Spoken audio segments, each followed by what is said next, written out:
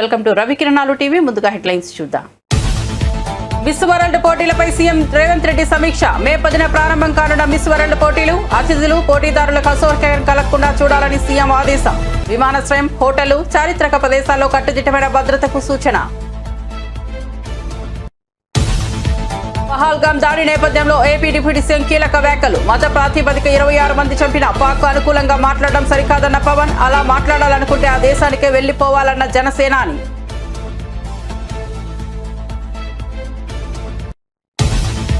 ఉగ్రదాడి నేపథ్యంలో మోదీకి రాహుల్ గాంధీ లేఖ. పార్లమెంట్కు ప్రత్యేక సమావేశం వెంటనే ఏర్పాటు చేయాలని కోరిన రాహుల్. దాడి బాధితులకు నివాళి, భవిష్యత్ చర్చలపై చర్చకు పిలుపు. ఉగ్రవాదంపై దేశం ఐక్యత చాటాలని లేఖలో విజ్ఞప్తి. పార్టీలో ఉన్న ప్రతి ఒక్కరూ ధోనిలా తయారు కావాలన్న జగన్. వైసీపీ జిల్లా అధ్యక్షులతో పార్టీ అధినేత వైఎస్ జగన్ సమావేశం. పార్టీని క్షేత్రస్థాయిలో బలోపేతం చేయడంపై ప్రధాన చర్చ. ప్రతిపక్షంలో చురుకైన పాత్ర పోషించాలని నేతలకు పిలుపు. నాడు కేసీఆర్ తో ఆమరణ దీక్ష చేయించింది మేమే అంటూ జగ్గారెడ్డి సంచలన వ్యాఖ్యలు. కేసీఆర్ సభ విజయవంతం కావడానికి కాంగ్రెస్ కారణమన్న జగ్గారెడ్డి. కాంగ్రెస్ పాలనతోనే రాష్ట్రంలో శాంతి, స్వేచ్ఛ నెలకొన్నాయని వ్యాఖ్య.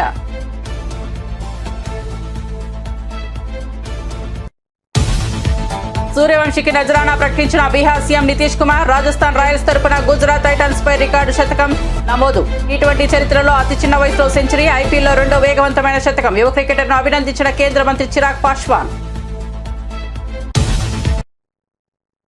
వార్త వివరాల్లోకి వెళ్తే, పహల్గామ్ ఉగ్రవాద ఘటన నేపథ్యంలో AP deputy CM Pawan Kalyan కీలక వ్యాఖ్యలు చేశారు. మత ప్రాతిపదికన 26 మందిని చంపిన పాకిస్తాన్కు అనుకూలంగా మాట్లాడడం సరికాదన్నారు. అలా మాట్లాడాలనుకుంటే ఆ దేశానికే వెళ్లిపోవాలని జనసేనాని అన్నారు. ఈ ఉగ్రదాడిలో ప్రాణాలు కోల్పోయిన వారికి మంగళగిరిలోని సీకే కన్వెన్షన్ హాల్లో జనసేన పార్టీ నివాళుల కార్యక్రమం నిర్వహించింది. ఈ సందర్భంగా పవన్ మాట్లాడుతూ ఉగ్రవాదం, హింసపై అందరూ ఒకేలా స్పందించాలని అన్నారు. ఇలాంటి విషయాలపై ఓట్లు, సీట్ల కోసం మాట్లాడకూడదని తెలిపారు. ఉగ్ర ఘటనలో జనసేన ఓ కార్యకర్తను కోల్పోయిందని పవన్ గుర్తు చేశారు. ఉగ్రదాడిలో ప్రాణాలు కోల్పోయిన శ్రీ పొట్టి శ్రీరాములు జిల్లా కావలికి చెందిన మధుసూదన్ రావు ఫ్యామిలీకి పార్టీ తరఫున 50 లక్షల ఆర్థిక సాయం ప్రకటించారు. బొట్టు పెట్టుకున్న తర్వాత నేను కాదని కూడా అబద్ధం కూడా చెప్పలేక తప్పించుకోవడాకన్నా అలా దొరికిపోయాం మేము. ముందు అరుపులు వినిపించినాయి, తుపాకీ శబ్దాలు వినిపించినాయి, కింద పడుకున్నాం. నా చేయి కూడా పట్టినట్టు పిల్లలు కొంచెం దూరంగా ఉన్నారు. ఇదంతా కుటుంబం దాదాపు అలాగే ఆ గ్రౌండ్లో దాదాపు ఆ ఏరియాలో 400 నుంచి 500 మంది ఉండిపోయారు టూరిస్టులు. మసూదన్ గారు ఆయన సతీమణి చేయనే పట్టుకొని ఏమవుతుంది, మనకి ఏమవుతుంది, నువ్వు చూడకంటే ఆ బూట్ల చప్పుళ్ళు చాలా తాయితీగా వచ్చి, అంటే ఎందుకు మాట్లాడుతున్నానంటే ఎంత కోల్డ్ బ్లడెడ్తో చంపారంటే మనం ఊహించుకోలేం. అంటే షికారుకు వచ్చినట్టుగా వచ్చి వేటాడి వెళ్ళిపోయారు మనుషుల్ని.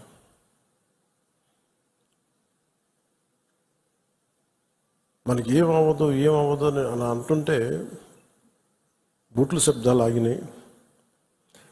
ఆవిడికి తెలిసిందల్లా తుపాకీ శబ్దాలు వినిపించినాయి. కళ్ళు తెరిచి చూస్తే మొత్తం ముఖం మీద మొత్తం రక్తం ఉండిపోయింది, భర్త తాలూకు రక్తం. సెక్యులరిజం అంటే అపీస్మెంట్ కాదు, అది వైట్ వాష్లు చేయకండి తప్పులు చేస్తే. సర్ తన్సే జుదా అని చెప్పి అంటే అట్లాగే తుపాకులతో సర్ తన్సే జుదా చేశారు వాళ్ళు ఉగ్రవాదులు. తల లేదు, పట్టుకుందాం ఆకన్నా ఇలా అంటే తల లేదు అక్కడ. మీరు ఊహించుకోగలరు అది. ఈ మాట్లాడే తల లేదు. ఇంత క్రూరంగా చంపేశారు. ఎంత సహనం చూపిస్తాం?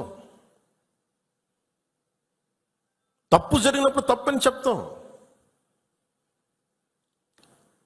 పాకిస్తాన్కి మనకి ఏంటి తేడా? జిన్నా విడిపోయినప్పుడు మేము పాకిస్తాన్లో అందరినీ సమానంగా ఆదరిస్తామని చెప్పారు. హిందువులు ఎల్లక్కర్లేదు, ఆదరిస్తామని చెప్పారు.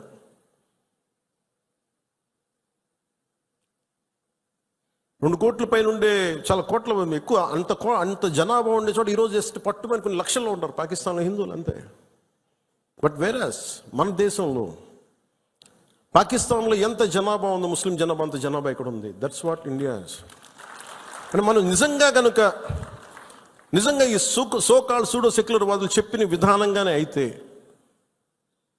నిజంగా అసలు ఇంతమంది ముస్లిం పాపులేషన్ ఉంటుందా? ఇంత వివక్ష చూపించే దేశం అయితే, హిందువులే నిజంగా వివక్ష చూపించే దేశమే అయితే ఇన్ని లక్షల మంది ఉండగలరా? అసలు ఇన్ని కోట్లాది మంది జనం ఉండగలరా? పాకిస్తాన్లో ఎంత ముస్లిం జనాభా ఉందో భారతదేశం అంతే ముస్లిం జనాభా ఉందో. అంత వివక్ష హిందువులకి ఎందుకు ఉంటుంది? హిందూస్ అక్కడెక్కడ కొంతమంది నాయకులు ఉన్నారేమో మనకు తెలియదు.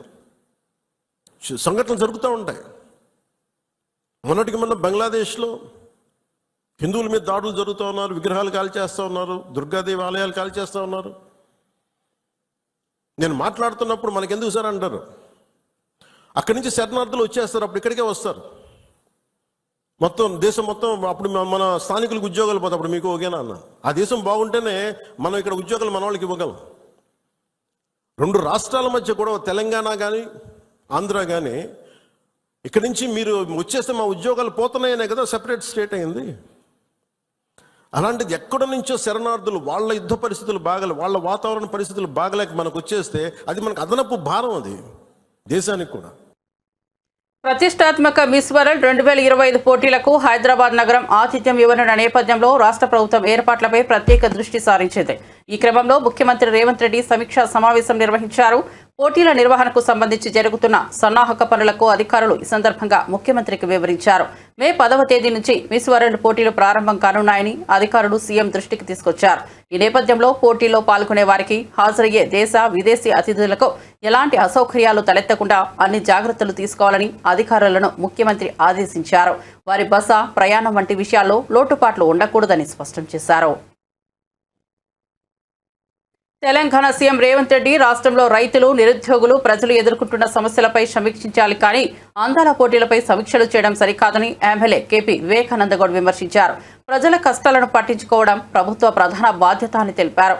ప్రజా సంక్షేమానికి సంబంధించిన అంశాలను పక్కన పెట్టి అనవసర విషయాలపై సమీక్షలు నిర్వహించడం బాధాకరమని ఆయన ఆవేదన వ్యక్తం చేశారు. రైతు రుణమాఫీ, విద్యుత్ సరఫరా, ఉద్యోగాల భర్తీ వంటి ప్రధాన సమస్యలపై ప్రభుత్వం తక్షణమే దృష్టి సారించాలని డిమాండ్ చేశారు. ప్రజల ఆకాంక్షలను నిర్లక్ష్యం చేయవద్దని సూచించారు. చాలా స్పష్టంగా ముఖ్యమంత్రి గారు ఈరోజు అక్కడ కూర్చొని అందాల పోటీలపైన సమీక్షిస్తా ఉన్నారు.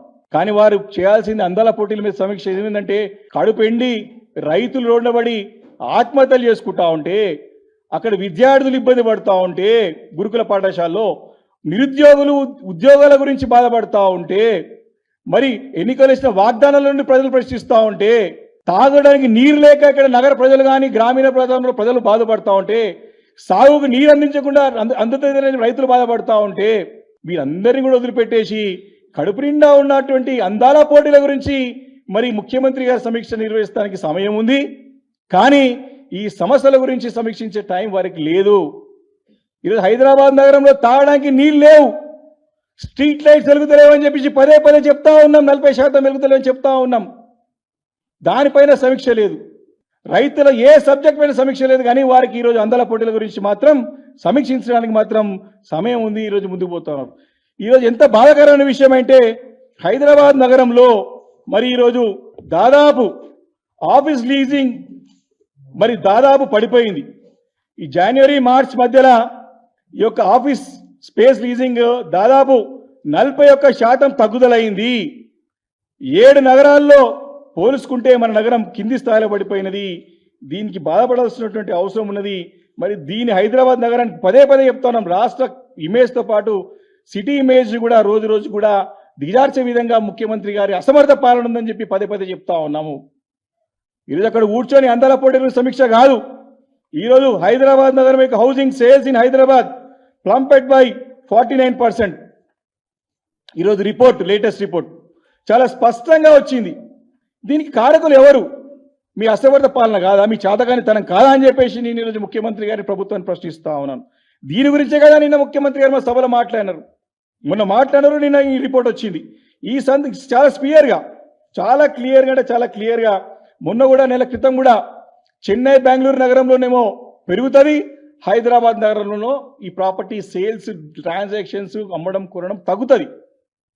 ఎందుకంటే వీరిపై నమ్మకం, విశ్వాసం కోల్పోయినారు. ప్రజల యొక్క విశ్వాసం నిలబెట్టుకోవడంలో ఈ ప్రభుత్వం ఘోరంగా విఫలమైంది. కాబట్టే అందుకే మన సభలో పెద్ద ఎత్తున లక్షలాది మంది అభిమానులు తరలి వచ్చి మరి యొక్క సభను విజయవంతం చేసి కేసీఆర్ గారి నాయకత్వాన్ని మళ్ళీ ప్రభుత్వ ప్రధాన కార్యదర్శిగా నియమితులైన రామకృష్ణారావు ప్రజాభవన్లో డిప్యూటీ సీఎం బట్టి విక్రమార్కను మర్యాదపూర్వకంగా కలిశారు. ఈ సందర్భంగా బట్టి విక్రమార్క రామకృష్ణారావుకు శుభాకాంక్షలు తెలియజేశారు. రాష్ట్ర అభివృద్ధి పాలనలో సమర్థత పెంచే విధంగా కలిసి పనిచేయాలని బట్టి ఆకాంక్షించారు. రాబోయే రోజుల్లో ప్రజల సంక్షేమం, ప్రభుత్వం ప్రవేశపెట్టిన పథకాలను విజయవంతంగా అమలు చేయడంలో ప్రధాన కార్యదర్శి పాత్ర కీలకమవుతుందని అభిప్రాయపడ్డారు. ప్రభుత్వ ప్రధాన కార్యదర్శి పదవిని చేపట్టిన రామకృష్ణారావు తన పూర్తి శక్తి సామర్థ్యాలతో సేవలందిస్తానని హామీ ఇచ్చారు. జమ్మూ కాశ్మీర్లోని పహల్గాంలో ఇటీవల జరిగిన ఉగ్రదాడి ఘటన తీవ్ర కలకలం రేపిన నేపథ్యంలో కాంగ్రెస్ పార్టీ కీలక నేతలు ప్రధానమంత్రి నరేంద్ర మోదీకి లేఖ రాశారు. లోక్సభలో ప్రతిపక్ష నేత రాహుల్ గాంధీ, ఏఐసీసీ అధ్యక్షుడు మల్లికార్జున ఖర్గే సంయుక్తంగా ఈ లేఖను పంపారు.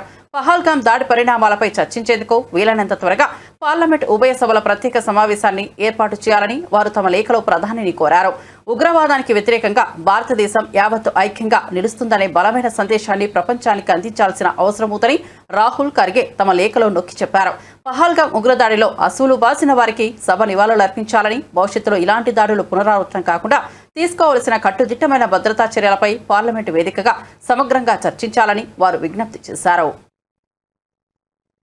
బీఆర్ఎస్ పార్టీ అధినేత కేసీఆర్ 2009 నాటి దీక్షపై టీపీసీసీ వర్కింగ్ ప్రెసిడెంట్ జగ్గారెడ్డి సంచలన వ్యాఖ్యలు చేశారు. తెలంగాణ కోసం కేసీఆర్ ఉద్యమం చేశారని, కష్టాలు పడ్డారని అందులో ఎవరికీ అనుమానం లేదని ఆయన అన్నారు. అయితే తెలంగాణ కోసం ఆయన దీక్ష చేస్తున్న సమయంలో ఒకానొక దశలో వెనక్కు తగ్గే పరిస్థితి కనిపించిందని, ఆ సమయంలో తెలంగాణ కాంగ్రెస్ నేతలందరూ కలిసి కోదండరాం, మందకృష్ణ మాదిగ వంటి వారి ద్వారా ఆయనతో ఆమరణ నిరాహార దీక్షకు కొనసాగింపజేశామని తెలిపారు. తాను నిజమే చెబుతున్నానని ఆయన స్పష్టం చేశారు. బస్సుకు రిపేర్ రాదు, 16 నెలలు పండుకున్నాం ఏడన్నా అని అడుగుతున్నది కాంగ్రెస్ పార్టీ కేసీఆర్ గారు. అంటే ఇక అది మనం పెద్దగా అది ప్రధానికి ప్రతి చిన్నదాన్ని మనం చెప్పొద్దు, మేజర్ పాయింట్కి చెప్తా. ఇంకేదంటే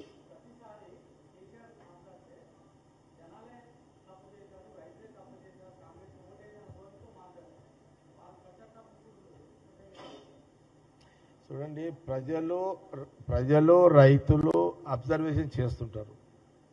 ఏది కరెక్టు ఏది రాంగు ప్రజల క్లారిటీ ఉంది. నేను మళ్ళీ చెప్తున్నాను, అన్నిటికంటే తెలంగాణ ప్రజలు ప్రశాంతంగా, శాంతిగా, స్వేచ్ఛగా రాత్రిపూట నిద్రపోతున్నారు. కారణం ఏంటంటే ఈ రాష్ట్రంలో తెలంగాణ ప్రజలు కాంగ్రెస్ గవర్నమెంట్ తెచ్చుకున్నందుకు. గొంతు విప్పి మాట్లాడే స్వేచ్ఛ కాంగ్రెస్ గవర్నమెంట్ వచ్చినాకనే తెలంగాణ ప్రజలకు వచ్చింది. మాకు ఈ కడుపు నొప్పి ఉంది, ఈ బాధ ఉంది అని చెప్పుకునే స్వేచ్ఛ కాంగ్రెస్ గవర్నమెంట్ వచ్చినాకనే ఉంది. గతంలో కూడా నేను చెప్పిన ఈరోజు సెక్రటేరియట్లో సచివాలయంలో పొద్దున్న 10:30కు స్టార్ట్ అయితే సాయంత్రం 8 గంటల వరకు కూడా వివిధ జిల్లాల నుంచి డైరెక్ట్గా ప్రజలు ఆ సెక్షన్లలో పనులుంటే స్వతంత్రంగా వచ్చి పనులు చేసుకునే ఒక స్వేచ్ఛని ఈరోజు కాంగ్రెస్ గవర్నమెంట్ సీఎం రేవంత్ రెడ్డి గారు కల్పించారు. ఇది నిజము, ఇది నిజము, ఇది అందరూ తెలుసు.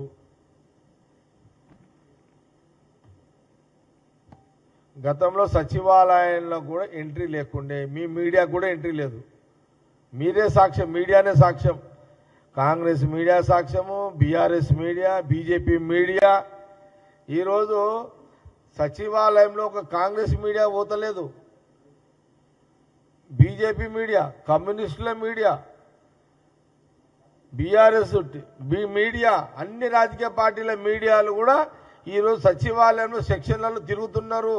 అంటే ఈరోజు కాంగ్రెస్ గవర్నమెంట్ ఉండడం వల్లనే, ఈ నిర్ణయం సీఎం రేవంత్ రెడ్డి గారు తీసుకోవడం వల్లనే అనేది దానికి సాక్ష్యం మీడియా ప్రతినిధులే. అనేక సందర్భాల్లో అన్ని పార్టీల media reporters, electronic media, print media వాళ్ళు ఏమనే వాళ్ళంటే సచివాలయంలో వైసీపీ అధినేత జగన్ పార్టీ పునర్నిర్మాణంపై దృష్టి సారించారు. ఇందులో భాగంగా పార్టీ జిల్లా అధ్యక్షులతో ఆయన కీలక సమావేశం నిర్వహించారు. పార్టీని క్షేత్రస్థాయిలో మరింత బలోపేతం చేసేందుకు అనుసరించాల్సిన వ్యూహాలు, ప్రతిపక్షంగా సమర్థవంతంగా పనిచేయాల్సిన తీరుపై ఆయన నేతలకు దిశానిర్దేశం చేశారు.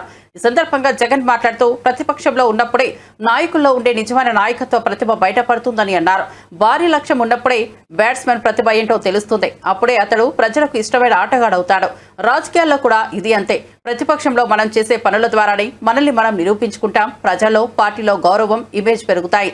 మన పనితీరులోనే మన్ననలు పొందగలుగుతామని తెలిపారు. అందరూ ధోనిలా తయారు కావాలని పిలుపునిచ్చారు.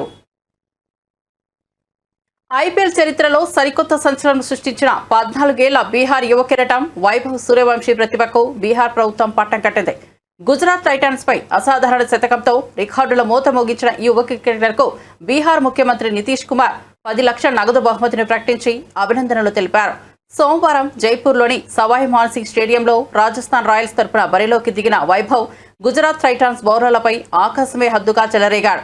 కేవలం 14 ఏళ్ల 32 రోజుల వయసులో అద్భుతమైన సెంచరీ సాధించి టీ20 క్రికెట్ చరిత్రలోనే ఈ ఘనత సాధించిన అత్యంత పిన్న వయస్కుడిగా రికార్డు సృష్టించాడు. అనుభవజ్ఞులైన గుజరాత్ బౌలర్లను సైతం అతను ఎదుర్కొన్న తీరు క్రీడా పండితులను సైతం ఆశ్చర్యపరిచింది. అంతేకాకుండా ఇది ఐపీఎల్ చరిత్రలో రెండో వేగవంతమైన సెంచరీగా చివరకు ప్రసిద్ధ కృష్ణ వేసిన ఓ అద్భుత మార్క్ యార్కర్కు వైభవ్ దూకుడైన ఇన్నింగ్స్కు తెరపడింది. గత ప్రభుత్వ హయాంలో జరిగిన కాళేశ్వరం ప్రాజెక్ట్ డిజైన్ నిర్మాణంలో సీరియస్ లోపాలు ఉన్నాయని, అందువల్లే మేడిగడ్డ బ్యారేజ్ కుంగిపోయిందని నేషనల్ డ్యామ్ సేఫ్టీ అథారిటీ స్పష్టమైన రిపోర్ట్ ఇచ్చిన తర్వాత రాజకీయ జీవితంలో ఉన్న ఎవరైనా సిగ్గుతో తలదించుకొని క్షమాపణలు చెప్పాల్సింది పోయి అసలు ఎన్డీఎస్ఏ రిపోర్టునే బీఆర్ఎస్ తప్పుబడుతోందని మంత్రి ఉత్తమ్ కుమార్ రెడ్డి ఆగ్రహం వ్యక్తం చేశారు. చట్టబద్దమైన ఎన్డీఎస్ను కించపరిచేలా బీఆర్ఎస్ నేతలు వికృతమైన, వికారమైన విమర్శలు చేస్తున్నారని ధ్వజమెత్తారు. జలసౌదలో కాళేశ్వరం ప్రాజెక్టుపై ఎన్డీఎస్ఏ ఇచ్చిన తుది నివేదిక పవర్ పాయింట్ ప్రెజెంటేషన్ ఇచ్చారు. ప్రాజెక్టు డిజైన్, నిర్మాణం లోపం, ఆపరేషన్ అండ్ మెయింటెనెన్స్ తో లోపాలతో మేడిగడ్డ బ్యారేజ్ కూలిపోయిందని ఎన్డీఎస్ఏ రిపోర్ట్ స్పష్టం చేసిందని చెప్పారు. భారతదేశ చరిత్రలో ఎన్నడూ లేనంత ఘోరమైన మానవ నిర్మిత విపత్తును సృష్టించి అపఖ్యాతిని మూటగట్టుకున్న నాటి బీఆర్ఎస్ ప్రభుత్వ అసమర్థతను ఎన్డీఎస్ఏ నివేదిక స్పష్టంగా వివరించిందని చెప్పారు. 1.81 lakh crores 1,81,000 కోట్లు ఇరిగేషన్ మీద ఖర్చు పెట్టి మనందరినీ అప్పుల్లో ముంచి వృధా చేయడం జరిగింది. దానివల్ల ఎంత ఎక్కడి వచ్చిందండి? పచ్చి అబద్ధాలు. వర్షాలు వచ్చి ఎస్ఆర్ఎస్పి స్టేజ్ 2 కింద నీళ్ళు వస్తే కాళేశ్వరం కింద వచ్చిందంటారు. నేను ఒక ఫిగర్ చెప్తాను మీకు. ఎలా ఇది కాళేశ్వరం ఈ ప్రాజెక్ట్ మేడిగడ్డ ప్రాజెక్టే గుండెకాయని వాళ్ళే అన్నారు. మీలో ఇరిగేషన్ కవర్ చేసిన బాలు కానీ, ఫసీ కానీ, మొయినుద్దీన్ కానీ, ఫల్గుణాచారి గారు మీకు తెలుసు. మేడిగడ్డ గుండెకాయ అన్నారు వాళ్ళు. మేడిగడ్డ కూలిపోయింది కదా. ఈ బ్యారేజెస్లు కూలిపోయిన తర్వాత స్వతంత్ర భారతదేశంలో ఎక్కువ వరి ధాన్యం పండించింది మా ప్రభుత్వ హయాంలో. వానాకాలంలో కాళేశ్వరం ప్రాజెక్టు కూలిపోయిన తర్వాత, మేడిగడ్డ, అన్నారం, సుందిర్ల బ్యారేజ్లు నిరుపయోగం అయిపోయిన తర్వాత, మా ప్రభుత్వం వచ్చిన తర్వాత మా ప్రో అగ్రికల్చర్ పాలసీసు, మా ప్రో ఫార్మర్ పాలసీస్తో మరి ఉన్న వాటర్ని డిసిప్లిన్గా ఉపయోగించుకొని వానాకాలంలో 153 లక్షల మెట్రిక్ టన్నులు పండినాయి. యాసంగిలో గగ్గోలు పెట్టిన వాళ్ళు ఆడెండిపోతుంది, ఈడెండిపోతుందని. యాసంగిలో ఈసారి వచ్చిన వరి పంట తెలంగాణ చరిత్రలో, ఉమ్మడి ఆంధ్రప్రదేశ్ చరిత్రలో, భారతదేశంలో ఏ రాష్ట్రంలో పండిన వరి పంట 127 లక్షల మెట్రిక్ టన్నులు పండింది. 2 పంటలు కలిపి 280 లక్షల మెట్రిక్ టన్నులు పండించిన వరి ధాన్యం పండించిన ఘనత మా ప్రభుత్వం దక్కిందని చెప్పి నేను మనం చేస్తున్నాను. మరి ఇంత వరి ధాన్యం పండించి, this is record paddy production in India. మరి ఈరోజు వాళ్ళు అర్ధరహితమైన మాటలు, చిల్లర మాటలు మాట్లాడుతుంటే దయచేసి యావత్ తెలంగాణ ప్రజలకి మనం పూర్తిగా అవగాహన కల్పించి వాళ్ళని మరి ఏ విధంగా వాళ్ళు వైఫల్యం చెందినది విషయం పూర్తిగా మీరు ప్రజల్లోకి తీసుకుపోవాలి, రైతుల్లోకి తీసుకుపోవాలని చెప్పి మీ అందరికీ నేను సవినయంగా విజ్ఞప్తి చేస్తున్నాను.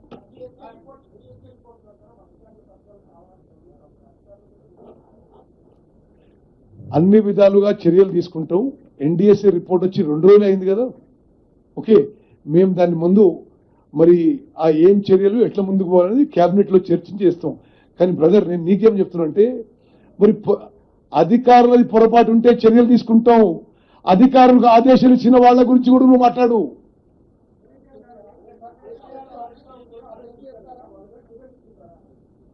చట్టపరంగా ఎవరు పొరపాటు చేస్తే తెలంగాణ మంత్రి ఉత్తమ్ కుమార్ రెడ్డిని ఎదుర్కొంటానని మాజీ మంత్రి ఎమ్మెల్యే జగదీష్ రెడ్డి బహిరంగ సవాల్ విసిరారు. ఇప్పటి వరకు ప్రభుత్వం ఎంత వడ్ల కొనుగోలు చేసింది, ఎంత బోనస్ ఇచ్చిందో ప్రజలకు లెక్క చెప్పాలని డిమాండ్ చేశారు.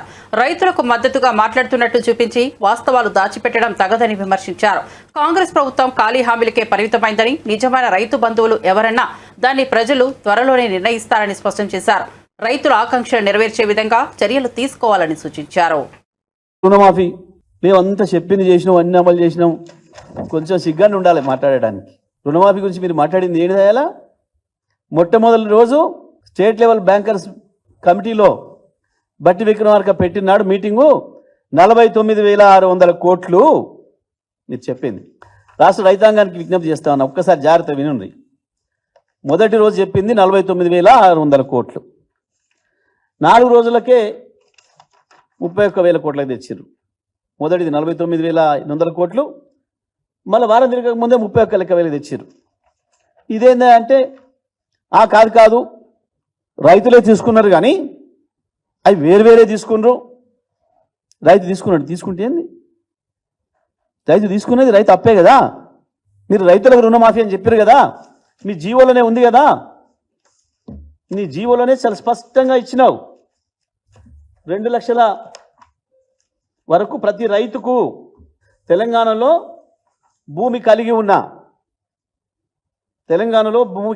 ప్రతి రైతుకు 2 లక్షల రూపాయల వరకు రుణమాఫీ జీవోలో ఇచ్చింది. తెలంగాణలో 2 లక్షల వరకు భూమి కలిగి ఉన్న ప్రతి రైతుకు 2 లక్షల వరకు రుణమాఫీ. దీని ప్రకారమే 49,500 కోట్లు వచ్చింది. జీవో మీరిచ్చిందే 15/7/24 మీరిచ్చిన జీవోనే. రైతు ఏదో పేరు మీద తీసుకోండి, బంగారం పెట్టే తీసుకోవచ్చు, కాగితాలు సరిగా ఉండకపోవచ్చు, బంగారం పెట్టచ్చు, ఇంకోటి పెట్టచ్చు, మార్టగేజ్ కూడా చేయొచ్చు. అది లెక్కకు రాదట. తీసేసినావు. పోనీ 31,000 కోట్లు నువ్వే చెప్పినావు. 31,000 చెప్పినావు నువ్వే. క్యాబినెట్ లెక్క తేల్చిన అప్పులు 31,000 కోట్లు అని చెప్పినావు. ఓకే, ఆ తర్వాత ఏం చేసినావు? మళ్ళీ బడ్జెట్ కాడికి వచ్చేసరికి 26,000 కోట్లు చేసినావు.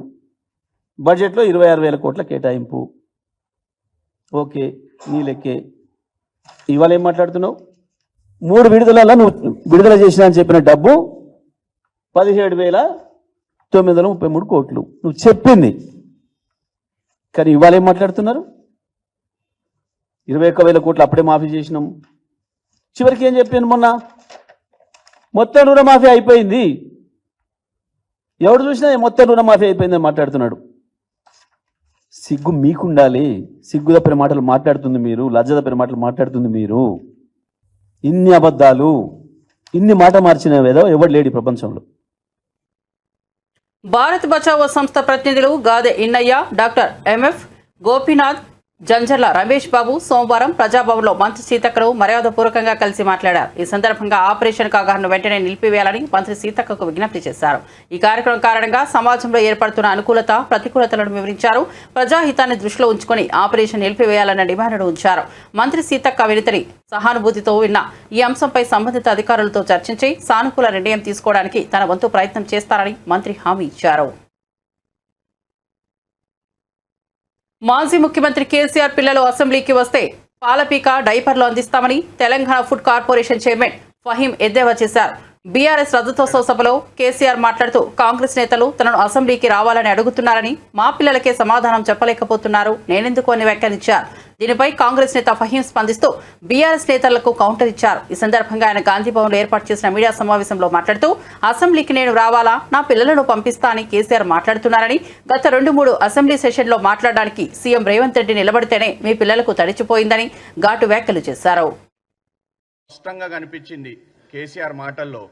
ఎందుకంటే కేసీఆర్ గారు వాళ్ళ ప్రభుత్వం బీఆర్ఎస్ పార్టీ 10 ఏళ్ళు ప్రభుత్వంలో ఉంటే 14లో ఇచ్చిన ఎన్నికల మేనిఫెస్టో 18లో ఇచ్చిన ఎన్నికల మేనిఫెస్టో చూస్తే ఆయన ఏం చేసిండో గత 10 సంవత్సరాల్లో చెప్పకుండా కాంగ్రెస్ పార్టీ 15 నెలల్లో ఏం చేస్తుందో చేస్తలేదో చెప్పుకుంటూ వచ్చారు. కానీ ఈరోజు ప్రజలు ఆమోదం ఇచ్చిన ప్రజాప్రభుత్వం రేవంత్ రెడ్డి గారు ఈరోజు ప్రజల పక్షాన నుంచొని ప్రతిపక్షంలో పోరాటం చేసి కేసులు ఎన్ని వేసినా ఆయనని ఎన్ని ఇబ్బందులు పెట్టినా తట్టుకొని ఈరోజు ప్రజలు ఆమోదిస్తే ఈరోజు కాంగ్రెస్ పార్టీ అధికారంలో వచ్చింది. మేము వచ్చిన తర్వాత అనేక పథకాలు 6 గ్యారంటీలో మీరు చూశారు.